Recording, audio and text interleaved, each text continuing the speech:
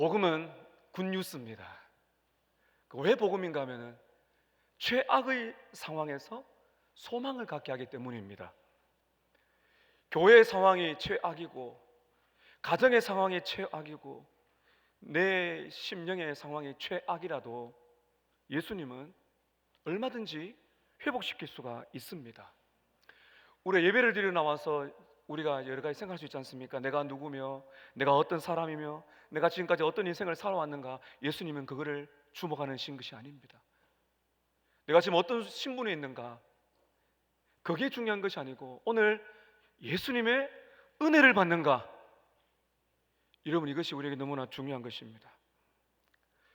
도저히 나 같은 인간을 용서받을 수 있을까 할지라도, 복음은 내가 어떠한 죄를 지었을지라도 십자가로 다 해결할 수 있다, 분명히 이것을 말씀해 주고 계신 것입니다.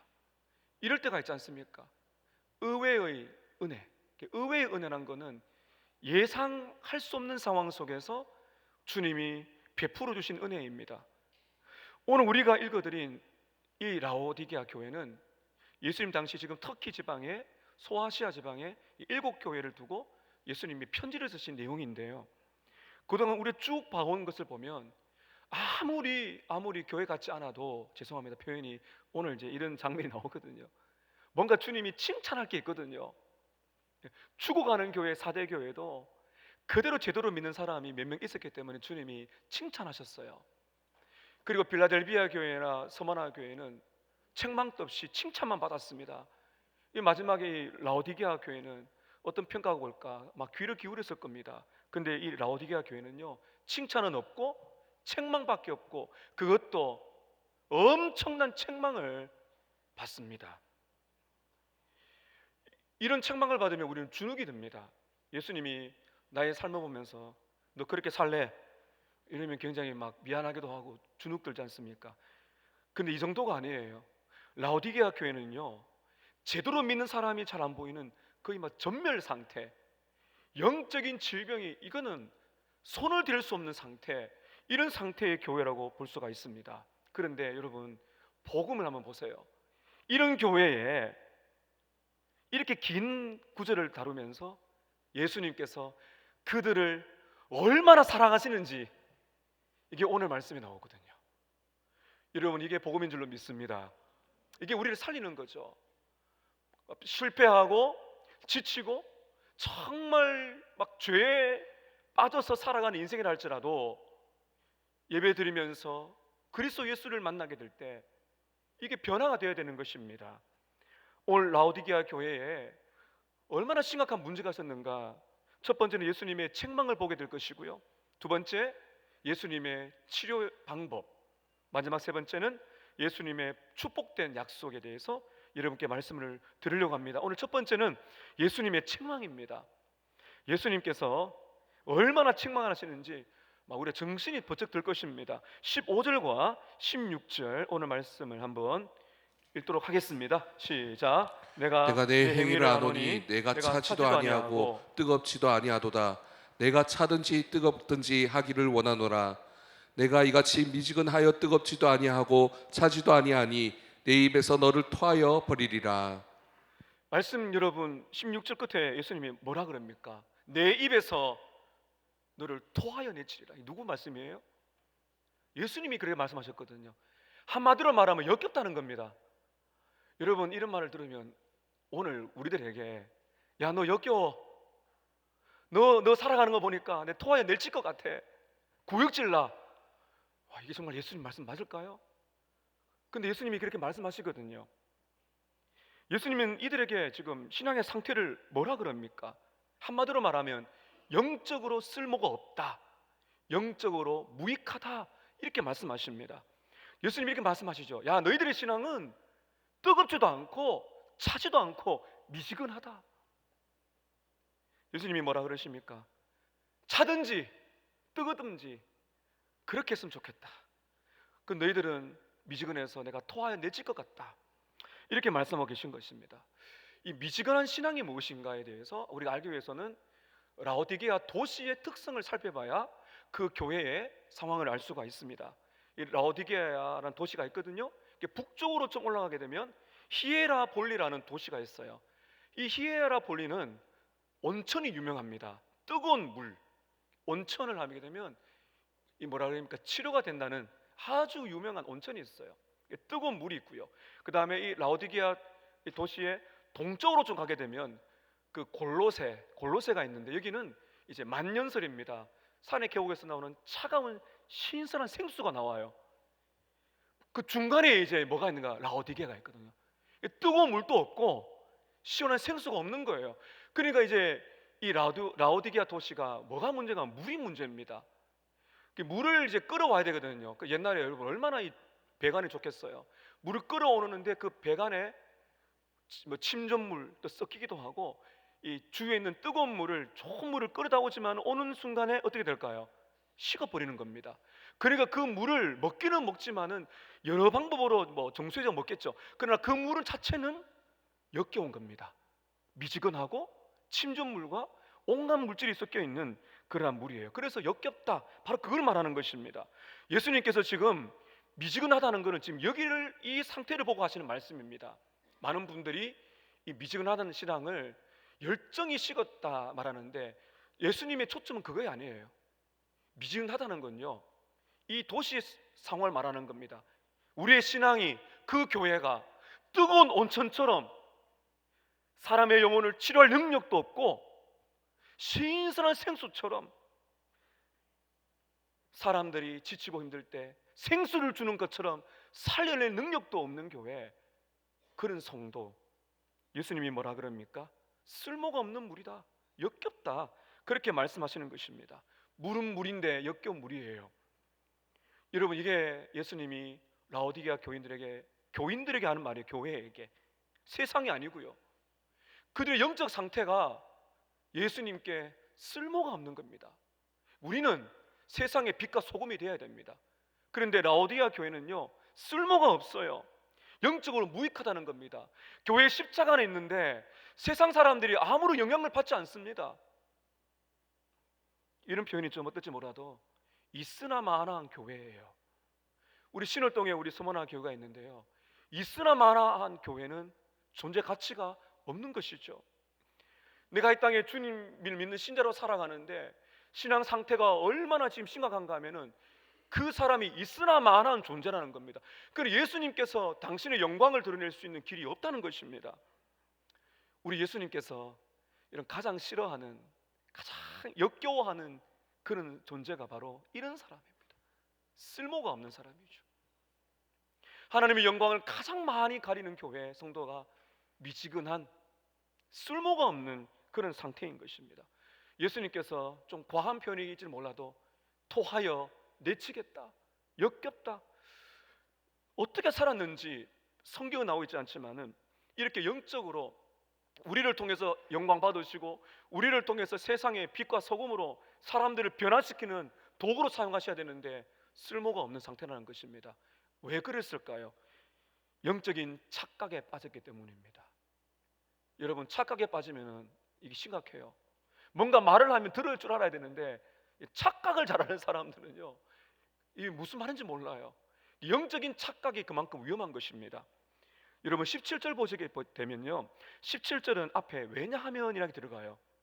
왜 그럴까요? 왜 예수님이 이렇게 역겹고 토하여 내칠 정도로 무용한 쓸모없는 교회가 되었는가? 바로 17절 상반절에 왜냐하면 내가 말한다는 것은 라오디게아 교인 성도들이 말하는 겁니다. 나는 부자라 부요하여 부족한 것이 없어요. 부자였습니다.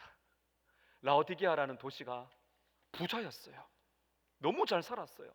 AD 60년경에 지진이 일어나게 되거든요. 그 소아시아 지방에 보면 역사적 지진이 많습니다. 대부분 도시들은 지진이 일어나면 돈이 없기 때문에요, 로마가 이렇게 돈을 지원해 줘요. 그러면 돈을 받고 나면 이제 그 로마 황제 신전을 세워준다든지 이게 거래를 합니다. 근데 라오디게아 교회는 얼마나 돈이 많은지 시민들이 돈을 내 가지고 도시를 재건해 버립니다. 그 당시에 소문이 났어요. 라오디게아 그러면 부자, 억만장자. 이 라오디게아라는 도시는 특히 세 가지가 유명했다 그럽니다. 세 가지가. 첫 번째는 금융, 경제력이 있어요. 돈이 많다. 두 번째, 이 옷 의료, 검은색 양모 산업이 뛰어났다. 그러니까 금융 다음에 의료, 세 번째는 이 의료입니다. 의료. 안과, 이게 안약이 유명했다 말합니다. 그러니까 쉽게 말하면 의과대학이 많았다 보시면 됩니다. 의술이 발전해서 사람들이 웰빙, 건강했어요. 그 여러분 보세요. 돈도 많죠. 그러니까 또 명품 옷도 입고 있죠. 건강하죠. 제가 쉽게 설명을 드리는 겁니다. 그럼 여러분 보세요. 얼마나 자부심이 많겠어요. 그 돈이 많으니까 로마의 지원을 받지 않아도 지진이 나서 폐허가 되어도, 여러분 보십시오. 최근에도 터키 지방에, 바로 그 지방이거든요. 지진이 일어나도 돈이 얼마나 많은지 원조를 안 받아요. 얼마나 자부심이 많고 자만심에 사로잡혔겠습니까? 이들은 돈이 많습니다. 돈과 물질적 소유가 넉넉합니다. 돈도 많고 명품 옷도 입고 건강하니까, 눈이 잘 보이니까, 건강하니까 의과대학이 있고 안과가 있고 또 안약이 발전하니까 여러분 착각하는 겁니다. 다시 한번 보시기 바랍니다. 17절에 내가 말하기를, 너희들이 말한다는 거죠. 나는 부자라, 부요하여, 그 다음에 뭐라 그래요? 부족한 것이 없다. 여러분 이게 착각입니다. 무슨 말이, 뭐가 착각인가 하면요, 너무너무 돈이 많으니까 하나님이 필요가 없다는 거예요. 이게 착각입니다. 돈이 뭐 잘못됐다는 말이 아니죠. 돈을 하나님께 주셔가지고 부자가 될 수 있어요. 그게 지금 문제가 아니라요, 여러분 돈이 엄청난 부자가 아니더라도 사람들의 타락한 심성 속에는 소유욕이 있습니다. 물질을 쫓아갑니다. 돈이 많든 적든 돈만 있으면 해결할 것이 없다는 생각을 가지고 있죠. 그게 만모니즘이고 물질 만능주의입니다. 여러분 솔직하게 보세요. 돈이 한 수십억 딱 주어지면 할만한 게 많겠죠. 자식들 공부시키고 직장 보내고 뭐 큰 집 사고 차 사고 웬만한 건 다 하실 거예요. 그리고 여러분 돈이 있으면은 제대로 된 의술을 통해서 그런 좋은 건강도 찾을 수가 있습니다. 얼마나 여러분 좋은 게 많습니까? 이 돈만 있으면 해결된다는 그러한 사고가, 그러한 삶이 라오디게아라는 도시에 만연했던 것입니다. 그래서 성도들이 여기에 빠져드는 거죠. 이게 항상 문제입니다. 세상에 동화가 되는 거죠. 세상을 변화시켜야 되는데, 그래 하나님이 들어갈 자리가 없는 거죠. 그 교회에 나와서 은혜 받을 필요가 없는 거예요. 너무 잘 사니까요.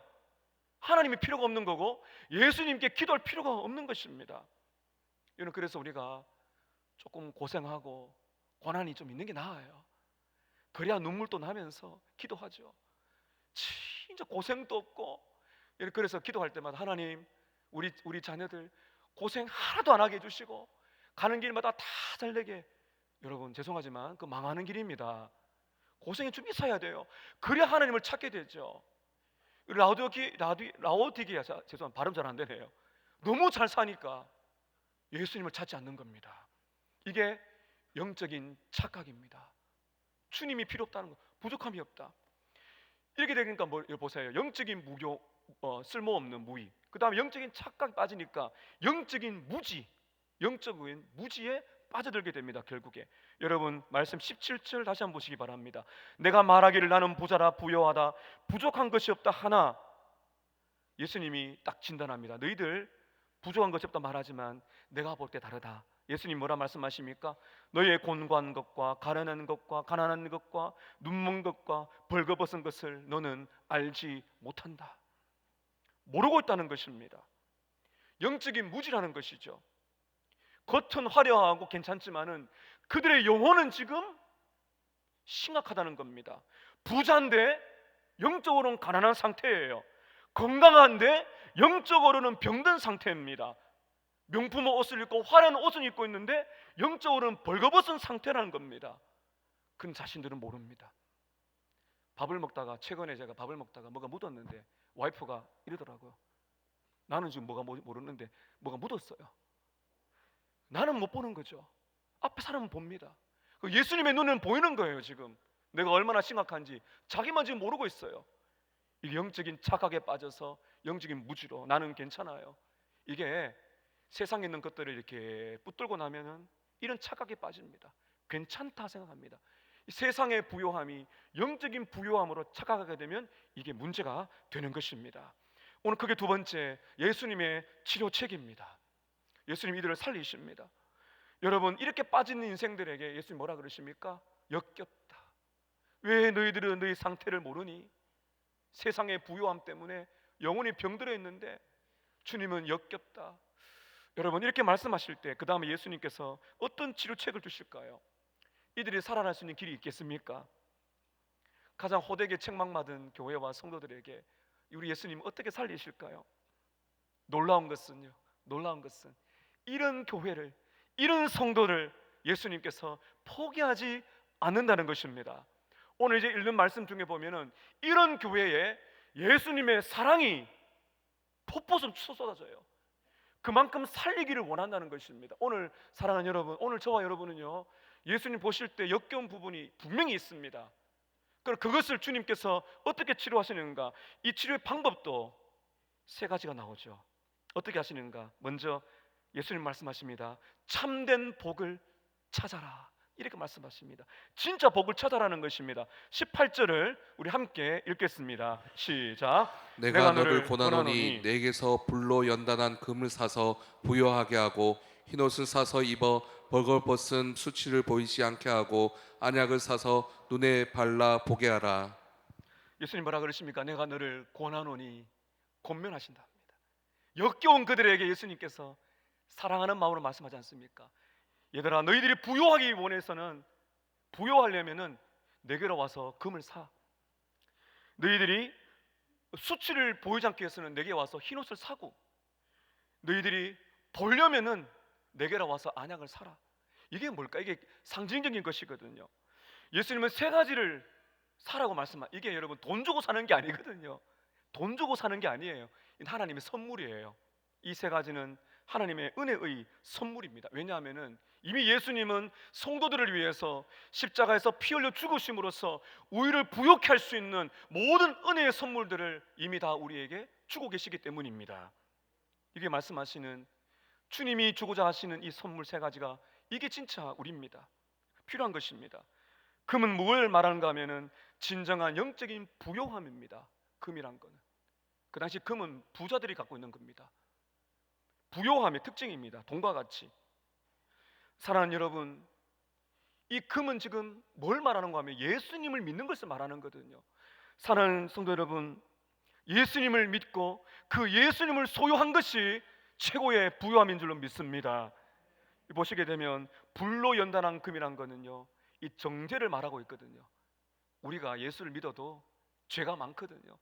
그리고 불로 연단한다는 거는요, 고난을 통해서 우리가 이렇게 예수를 닮아간다는 겁니다. 세상 사람들은 이 가치를 모릅니다. 그러나 여러분, 우리가 예수를 믿고 예수님을 닮아가는 불로 연단한 금과 같은 그런 삶을 살아가는 것이 부요합니다. 정말 이것이 우리에게 너무나 중요한 것입니다. 또 하나, 흰옷을 사라고 말씀하십니다. 흰옷이라는 것은 제가 좀 전에 말씀드린 것처럼 이 라오디게아에게는 검은 양털이 유명했다고 말씀을 드렸습니다. 이걸 지금 빗대어서 흰옷이라 말씀하고 있거든요. 그 당시에 유명한 명품 옷은 이 몸의 수치는 가릴 수 있죠. 화려한 옷은 우리가 가지고 있는 이런 몸에 있는 수치는 가릴 수 있습니다. 그러나 죄는 가릴 수 없습니다. 역겨운 죄는 그런 옷으로 가리는 것이 아니거든요. 아무리 화려한 옷을 입고 화장을 하고 멋있게 헤어스타일을 해도 죄를 가릴 수 있는 것이 아닙니다. 죄를 가릴 수 있는 것은 예수님 주신 흰옷, 그 흰옷이 무엇인가 하면 바로 의의 옷입니다. 우리의 죄가 용서받는 것은 예수님의 핏밖에 없는 줄로 믿습니다. 죄 용서받고 예수님의 의의 옷을 입고 그리고 예수님을 닮아서 의의 삶을 살아가는 것, 여러분 그것이 정말 부요한 인생입니다. 또 하나 말씀하고 있지 않습니까? 내게 와서 안약을 사라. 이 안약은 영적인 안약입니다. 눈의 안약을 말씀하는 게 아닙니다. 이 당시에는 세계로 수출되는 안약이 유명했다고 말하고 있는데요, 예수님은 그런 안약 말고 내가 주는 안약이 있다고 말씀하십니다. 예수님이 주신 안약은 바로 그 예수님 자신을 말하는 것입니다. 예수를 믿게 되면 여러분 눈이 열리는 거죠. 어떤 눈이 열립니까? 내가 누구인가? 내가 누구인가를 볼 수 있는 영안이 열리는 겁니다. 예수를 믿게 되면 눈이 밝아집니다. 예수님이 누구신가, 예수님이 얼마나 아름다운 분이시며 교회가 얼마나 소중한 곳인가를 알 수 있는 영안을 열어두시게 되는 것입니다. 여러분, 오늘 주님이 분명히 말씀하십니다. 다시 한번 18절 보십시오. 내가 너를 권하노니 누구에게서 살라고 말하고 있습니까? 내게서가 누굽니까? 예수님입니다. 내게서 살아, 이 말이 뭐예요 여러분? 라오디게아 교인들은 뭐라 말하고 있어요? 나는 부족한 게 없다는 거죠. 너무 가진 것이 많아서요. 그 예수님은 뭐라 그럽니까? 그게 부요함이 아니고 내게서, 무슨 말입니까? 예수님을 떠나면은 너희들은 살 수가 없다. 예수가 있으면은 너희들은 산다. 내게 와라. 내게 와서 나를 붙들어라. 그 믿음과 그 의의 옷과 그리고 영안이 밝아져서 하나님을 알고 말씀을 깨닫고 사랑을 깨닫는 바로 그 은혜. 요한복음 15장 5절에 너희들은 나를 떠나서는 아무것도 할 수가 없느니라. 사랑하는 여러분, 역겨운 죄, 이 세상의 쾌락과 물질을 따라가는 인생 속에서 우리가 치료가 되려면은 우리의 눈이 열려져서 영적인 복락을 보셔야 됩니다. 오늘 이 시간, 이 예배 시간이 저 여러분의 영안이 밝아져서 예수 그리스도를 보는 은혜가 있기를 축복합니다. 이것이 바로 첫 번째 예수님의 치료책이죠. 참된 복을 추구하십시오. 또 하나 예수님의 치료책 두 번째는 열심을 내어 회개하라고 말씀하십니다. 회개라는 단어를 기억하셔야 됩니다. 여러분 19절 보시길 바랍니다. 우리 같이 한번 읽습니다. 19절 시작. 무릇 내가 사랑하는 자를 책망하여 징계하노니 그러므로 내가 열심을 내라 회개하라. 예수님이 뭐라 그래요? 회개해라. 예수님 이런 말이거든요. 너무너무 역겨워. 너희들의 인생을 보니까, 너희들이 사는 거 보니까 막 내가 토하여 내칠 것 같아. 열심히 회개해. 어떻게 들리세요? 좀 굉장히 아프죠? 막 겁나잖아요. 그 예수님이 뭐라 그러십니까? 19절 여러분 잘 보십시오. 무릇 내가 어떻게 하는 자를요? 사랑한다고 말하고 있는 것입니다. 좀 전에 예수님이 그렇게 말씀하셨잖아요. 여러분 16절 끝을 보세요. 내 입에서 너를 토하여 버릴 것이다. 역겨워. 너희들은 역겨워. 보기도 싫어. 근데 예수님 뭐라 그러세요? 나는 너를 사랑해. 나는 너를 사랑해. 나는 너를 사랑한다. 누구를요? 너무나 역겨운 인생, 숨겨놓고 있지만은 너무나 역겨운 죄악들, 이 세상을 쫓아가는 죄악들로 말미암아 구역질나는 내 인생을 향해서 예수님이 내가 너를 사랑한다. 뭐라 그럽니까? 내가 너를 사랑하는데 너가 회복되려면은 회개해야 돼. 여러분 회개가 무엇입니까?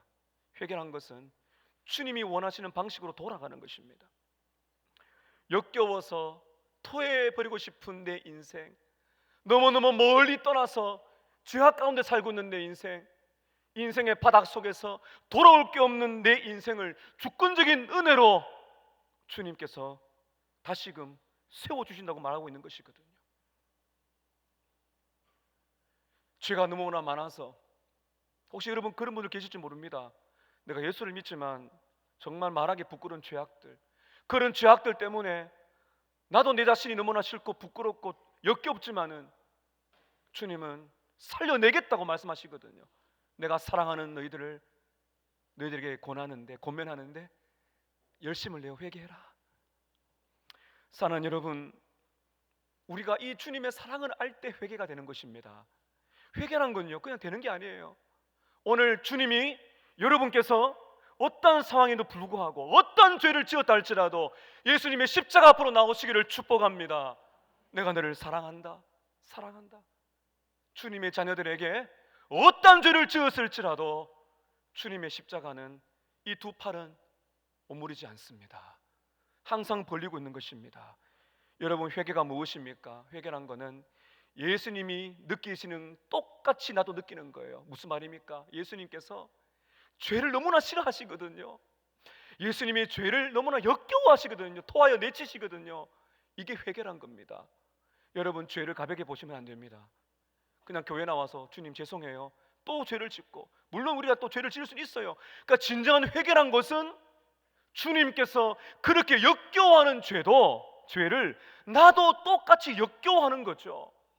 주님이 죄를 그렇게 싫어하시는데 내가 죄를 좋아할 수 있겠어요? 그 회개가 아니죠. 주님이 내가 이 죄 지으면 주님이 그렇게 싫어하시지, 그렇게 역겨워하시지 라는 마음으로 나도 죄를 역겨워하는 것. 여러분, 이것이 필요한 것입니다. 이렇게 죄를 미워하고, 이렇게 죄를 싫어하고, 이렇게 죄를 증오하고, 이렇게 죄를 내가 역겨워하게 될 때 내 안에서 정말 주님이 나를 위하여, 이런 나를 위해 십자가 죽으셨구나, 그 사랑이 이제 느껴집니다. 여러분, 우리가 왜 주님의 십자가의 사랑을 충분히 누리지 못합니까? 내 죄가 얼마나 많은지 잊어가기 때문입니다. 오늘 여러분, 주님이 우리에게 너 역겨운 죄 있어 라고 말씀하실 때 고백하시기를 바랍니다. 저와 여러분이 고백되시기를 바랍니다. 그래야 삽니다. 그래야 회복됩니다. 그래야 이 죄가 얼마나 더러운 줄 알게 될 때 주님이 얼마나 나를 사랑하시는 그 사랑을 더 깊이 깨달을 수가 있는 것입니다. 열심을 다해라, 회개하라. 왜 열심인가 하면요, 내 열심을 말하는 것이 아니고요, 마지못해 하지 말라는 것입니다. 열정적으로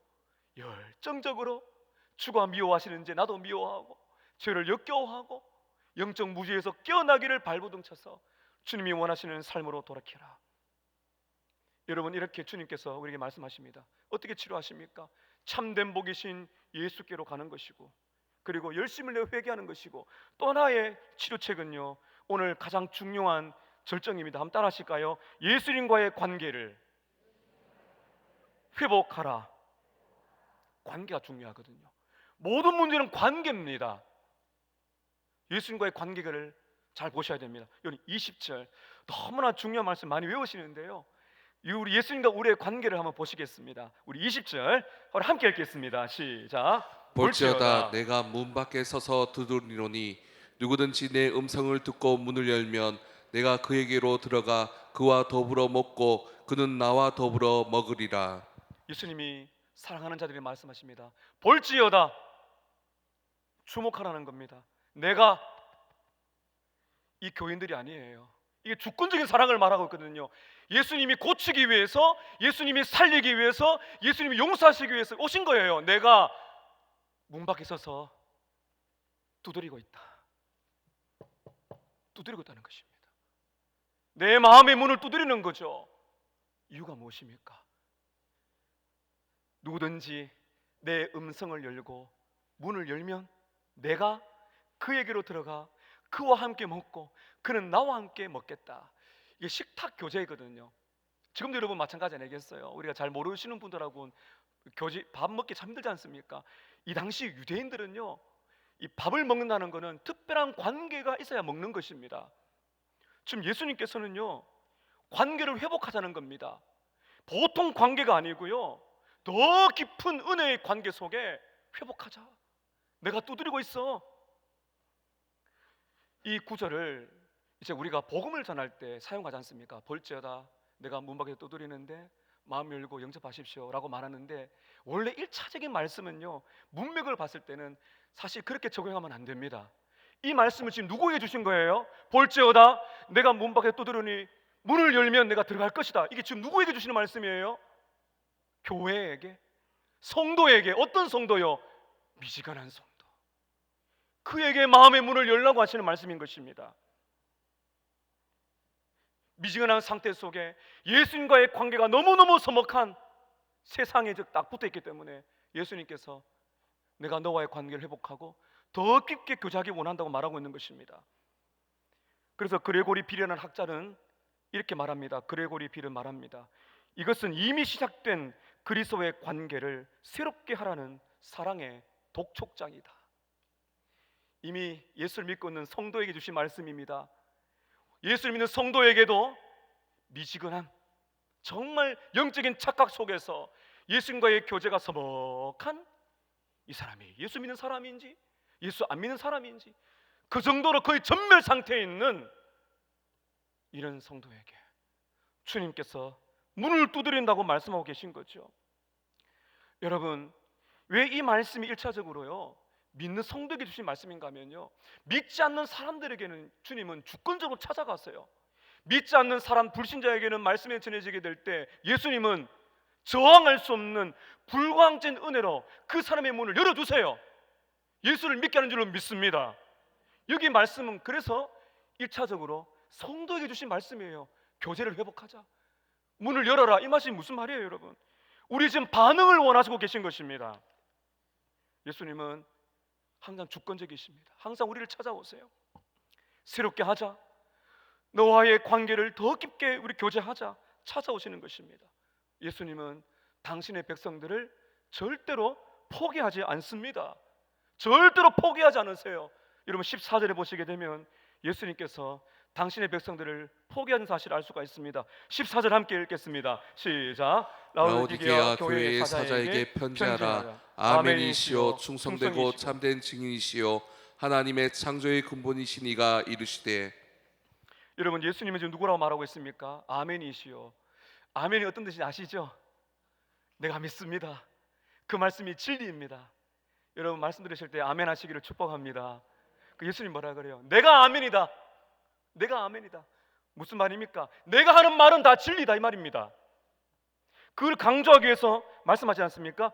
나는 아멘이시요 충성되고 참된 증인이다. 이게 진짜란 말이거든요. 여러분 예수님이 여러분을 사랑하시는 줄로 믿으십시오. 예수님은 일구이연하는 분이 아니세요. 여러분을 사랑하셔서 여러분을 회복시킨다는 말씀을 조금도 의심하지 마시기를 축복합니다. 왜냐? 예수님은 아멘이세요. 예수님은 아멘이세요. 예수님은 그렇게 하신답니다. 정말 성도답지 않게 보이는, 전혀 쓸모없이 보이는 그런 신자라 할지라도 주님이 뭐라 말씀하십니까? 사랑하는 자여 회개해라.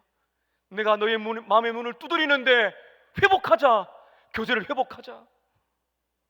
아멘이십니다. 주님이 말씀하실 때 의심하지 마시기를 축복합니다. 그분은 또 누구십니까? 14절 끝을 보세요. 하나님의 창조의 근본이십니다. 창조주이십니다. 무슨 말입니까 여러분? 우리를 새롭게 하실 수가 있고 우리를 회복시킬 수가 있고 우리를 살릴 수 있는 분이 누구신가? 주 예수 그리스도. 그분 하나님이십니다. 사랑하는 성도 여러분, 많이 돌아가셨습니까? 길을 많이 떠나가셨습니까? 죄 때문에 돌아갈 길이 없다고 느끼십니까? 세상이 너무나 좋아서 예수님을 잊고 사셨습니까? 역겨운 죄악이 보이십니까? 주님의 음성을 들으십시오. 사랑하는 자여 문을 열어라. 문을 열어라. 왜냐하면 내가 너를 살릴 것이다. 여러분 주님이 지금도 우리에게 이렇게 말씀하고 계신 거예요. 지금도 주님께서 우리의 마음의 문을 두드리고 계신 것입니다. 아무리 역겨워도 당신의 백성이기 때문에 절대로 버리지 않아요. 왜냐하면 부모의 심정인 것입니다. 자녀가 죄가 많고 잘못 살면 진짜 부모는 사랑하기 때문에 책망하고 사랑하기 때문에 기다려주고 사랑하기 때문에 그의 마음을 변화시켜주기 원하시는 거죠. 여러분 이것이 바로 예수님의 마음인 것입니다. 우리가 해야 될 일은 무엇입니까? 예수께서 말씀하십니다. 볼지어다 내가 문 밖에 서서 두드리노니. 그 다음에 주님 뭐라 말씀하십니까? 누구든지 내 음성을 듣고 문을 열면. 여러분 근데 이상하잖아요. 예수님은 우리의 이 문을, 예수님 문을 박살낼 수 있는 분이시지 않습니까? 깨뜨려가지고 들어오시면 되잖아요. 우리 그냥 내가 들어갈게 하면서 우리의 마음을 깨뜨리시면 되잖아요. 근데 예수님 뭐라 그러십니까? 야 마음의 문을 열어줄래? 그래 들리십니까? 인격적인 반응을 원하고 계신 것입니다. 우리가 예수님의 음성을 듣고 그 음성에 반응하기를 원하시는 거죠. 인격적으로 주님을 더 깊이 만난다는 갈망을 갖기를 원하고 계신 것입니다. 마운스라는 학자는 이렇게 말합니다. 마운스의 말입니다. 그들은 눈이 먼 채로 자만심에 빠져 있었습니다. 그럼에도 예수님은 믿기 힘들 정도로 자신을 낮추셨습니다. 문 안에 들어가서 교제할 수 있도록, 다시 교제할 수 있도록 허락을 구하고 계십니다. 누구든지 문을 열면 내가 들어가서 함께 식사를 하겠다. 사랑하는 여러분, 예수님의 음성이 들리십니까? 여러분을 사랑한다는 음성이 들리십니까? 여러분을 포기하지 않는다는 음성이 들리십니까? 여러분을 절대로 버리지 않는다는 그 음성이 들리십니까? 저 여러분이 해야 할 일은요, 예수님을 문 밖에 세워두면 안 됩니다. 주님을 더 깊은 교제를 갈망하시기를 축복합니다. 홀먼 헌트라는 분의 유명한 그림이 있는데 나중에 여러분 찾아보십시오. 홀먼 헌트의 세상의 빛이라는 그림이 있습니다. 그 그림을 보면은 어떤 이제 집에 문이 아주 낡았어요. 그리고 여기에 보면 이제 막 풀이 많이 자랐는데 예수님이 왼손에는 등불을 딱 들고 오른손에는 이제 문을 두드리는 장면이 나와요. 홀먼 헌트의 그림을 보고 친구가 물었답니다. 여보게, 그림을 잘 그렸는데 문고리가 없어. 그래서 헌트가 말합니다. 그게 내 그림의 포인트야. 문고리는 안에 있어. 우리가 열어드려야 돼. 이 그림이 런던 베드로 성당에 있다고 합니다. 한 번은 아빠와 아들이 이 런던 베드로 성당에 이 그림을 보러 갔대요. 보고 있는데 이 아들이 아빠에게 물었답니다. 아빠, 예수님이 저렇게 문을 두드리시는데 왜 저렇게 고집스럽게 문을 안 열어주고 있는지 모르겠습니다 하니까 그 아빠가 당황했다고 합니다. 왜 문을 안 열까 했더니 그 아빠가 하는 말이 아마도 문을 안 열어주고 싶은 모양이야, 이렇게 말했다고 해요. 그때 이 아들이 이 정답을 말했어요. 아빠, 내 생각에는, 어린 아이가 말합니다. 내 생각에는 집 뒤에 재미가 있는 게 있는가 봐요. 집 뒤에 재미가 있는 게 있는가 봐요. 그래서 안 열어주고 있죠. 세상의 마음을 빼앗긴 성도, 돈과 물질 소유에게 빼앗겨서 예수님을 필요로 하지 않는 성도, 예수를 믿는 사람인지 그렇지 않은 사람인지 분기를 앙내는 성도, 미지근한 성도. 사랑하는 여러분, 오늘 주님이 우리에게 말씀하십니다. 문 밖에 세워두겠느냐? 주님을 홀대하시겠습니까? 오늘 우리의 희망이 있습니다. 어떤 죄가 있다 할지라도, 어떤 욕망으로 우리가 주님 보시기에 역겨운 죄가 있다 할지라도 우리 주님은 우리의 마음을 지금 두드리고 계십니다. 마음의 문을 열어드리세요. 그 주님과의 교제를 사모하세요. 주님이 여러분의 손을 붙들고 영원한 생명의 양식을 주실 줄로 믿습니다. 마지막 세 번째 결론입니다. 예수님의 복된 약속이 있습니다. 사랑의 말씀 여기서 끝나지 않습니다. 여러분 21절 22절 한번 볼까요? 이렇게 역겨운 죄인들에게 주님은 얼마나 큰 축복을 주시는가. 함께 21절 22절 함께 읽습니다. 시작. 이기는 그에게는 내가 내 보좌에 함께 앉게 하여 주기를 내가 이기고 아버지 보좌에 함께 앉은 것과 같이 하리라. 귀 있는 자는 성령이 교회들에게 하시는 말씀을 들을지어다. 예수님이 뭐라 그러십니까? 이기는 자에게는, 그래서 뭐라 그래요? 내가 이기고 내가 이겼다는 겁니다. 사랑하는 여러분, 나 같은 죄인 살리셨습니다. 구역질 나는 정말 보여주고 싶지 않은 죄를 예수님이 용서하셨습니다. 죄로 물든 내 영혼, 패배자이지만 예수님께서 뭐라 말씀하십니까? 승리자로 만들어 주신다는 거예요. 누구 때문에요? 예수님 때문에요. 예수님은 사망의 권세를 이기셨습니다. 예수님은 죄의 권세를 이기셨습니다. 제프리 와이마라는 학자는 너무너무나 감동적인 말을 합니다. 미지근한 신자가 저지르는 죄, 역겨워서 예수님이 토하고 싶게 만들 정도로 심각한 죄를 극복할 수가 있을까요? 복음은 말합니다. 복음의 기쁜 소식은 예라고 말합니다. 여러분은 이기는 신자가 될 수가 있고 승리할 수 있습니다. 우리의 재능이 뛰어나서 우리가 열심히 노력해서가 아니라 예수 그리스도께서 이미 승리하셨기 때문입니다. 우리 안에 계신 성령께서는 우리에게 힘을 주셔서 죄악된 삶의 방식을 회개하게 하시고 예수 그리스도께 헌신하게 만드실 줄로 믿습니다. 우리의 노력이 아니에요. 그 예수께서 우리를 이기는 자로 만들어 주실 것입니다. 이런 결국 어떤 복을 주십니까? 여기 분명히 말하고 있습니다. 21절 끝에 보면 내가 이기고 아버지 보좌에 함께 있는 것처럼 너희를 앉혀줄 것이다. 승리자로서 온 땅을 다스리시는 예수님의 보좌에 함께 앉혀주겠다. 역겨운 죄인을 이렇게 복을 주시겠다고 말씀하고 계신 것입니다. 사랑하는 여러분, 돈과 물질 소유욕은 오늘 한국교회를 뒤덮고 있습니다. 돈은 만능 열쇠가 아닙니다. 돈은 모든 걸 해결할 수 있는 것 같지만은 그건 행복의 열쇠가 아닙니다. 행복의 열쇠는 예수 그리스도인 줄로 믿습니다. 여러분, 오늘 예수님의 음성을 들으세요. 예수의 음성을 들으시고 이미 믿는 성도님들께서는 오늘 이 말씀을 들으셔야 돼요. 저와 여러분들은 우리의 마음의 문을 열어드려야 됩니다. 주님과의 교제를 사모하시고 그 넘치는 사랑을 확인하셔서 주님과의 깊은 교제, 그 눈물, 그 사랑을 회복하시기를 축복합니다. 오늘 이 자리에 아직도 예수님을 믿지 못하는 분이 계십니까? 라오디아 교회 안에서는 불신자도 있었을 것입니다. 그래서 이 말씀은 오늘 여기 계신 분들 중에서 교회는 다니지만 아직도 예수를 믿지 못하는 분들에게도 주시는 말씀이 될 수가 있습니다. 이미 예수님 여러분들에게 음성을 들어주고 계십니다. 여러분의 죄를 용서하신 십자가의 음성을 듣고 계십니까? 여러분의 마음을 두드리고 계십니다. 그분의 음성을 듣고 회개하고 예수 그리스도를 믿으시기를 축복합니다. 귀 있는 자는 성령이 교회들에게 하시는 말씀을 들을지어다. 오늘 이 말씀을 통해서 살아나는 저와 여러분 되시기를 주님의 이름으로 축복합니다. 기도하겠습니다.